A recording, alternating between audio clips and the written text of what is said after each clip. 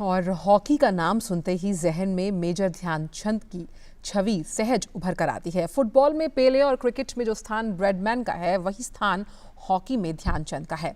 Hockey का जादूगर कहे जाने वाले मेजर ध्यानचंद ने भारत को 1928, 1932 और 1936 में लगातार ओलंपिक में गोल्ड मेडल दिलाए।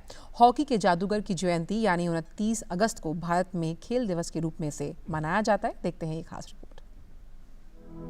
हॉकी के जादूगर ध्यानचंद को फुटबॉल में पेले और क्रिकेट में ब्रैडमैन के बराबर माना जाता है। कहते हैं जब वे हॉकी लेकर मैदान में उतरते थे तो गेंद इस तरह उनकी स्टिक से चिपक जाती थी जैसे वे किसी जादू की स्टिक से खेल रहे हों। ध्यानचंद ने हॉकी में जो कीर्तिमान बनाए उन तक आज भी कोई खिलाड़ी नहीं पहुंच सका है। उनका जन्म 29 अगस्त 1905 को प्रयागराज में हुआ।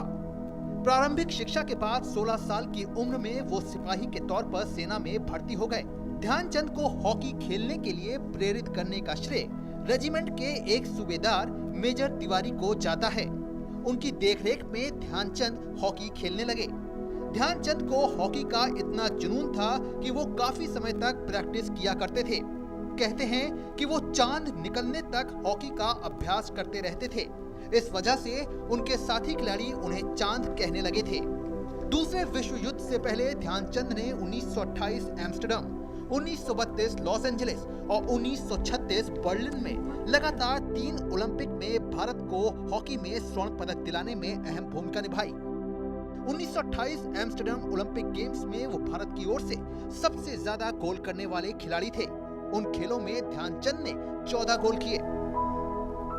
उनके इस प्रदर्शन के बाद एक अखबार ने लिखा था, ये हॉकी नहीं बल्कि जादू था और ध्यानचंद हॉकी के जादूगर हैं। देखते ही देखते वो दुनिया के एक महान खिलाड़ी बन गए।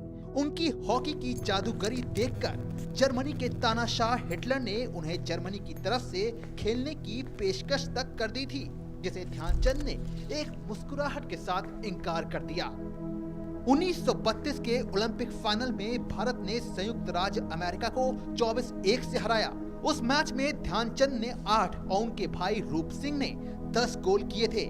उस टूर्नामेंट में भारत की ओर से किए गए 35 गोलों में से 25 गोल इन दो भाइयों की जोड़ी की स्टिक से निकले थे। मेजर ध्यानचंद ने साल 1948 में अपना आखिरी मैच खेला और अपने अंतर्राष्ट्रीय करियर में 400 से अधिक गोल भी किए, जो कि एक रिकॉर्ड है। 1956 में उन्हें पद्म भूषण से सम्मानित किया गया। उनके जन्मदिन को भारत का राष्ट्रीय खेल दिवस घोषित किया गया। इस दिन खेल में उत्कृष्ट प्रदर्शन के लिए राष्ट्रीय पुरस्कार प्रदान किए जाते हैं। विश्व हॉकी जगत के शिखर पर जादूगर की तरह छाए रहने वाले मेजर ध्यानचंद का 3 दिसंबर 1979 को नई दिल्ली में देहांत हो गया। झांसी में उनका अंतिम संस्कार किसी घाट पर न होकर उस मैदान पर किया गया जहां वे हॉकी खेला करते थे। Sports desk, DD news.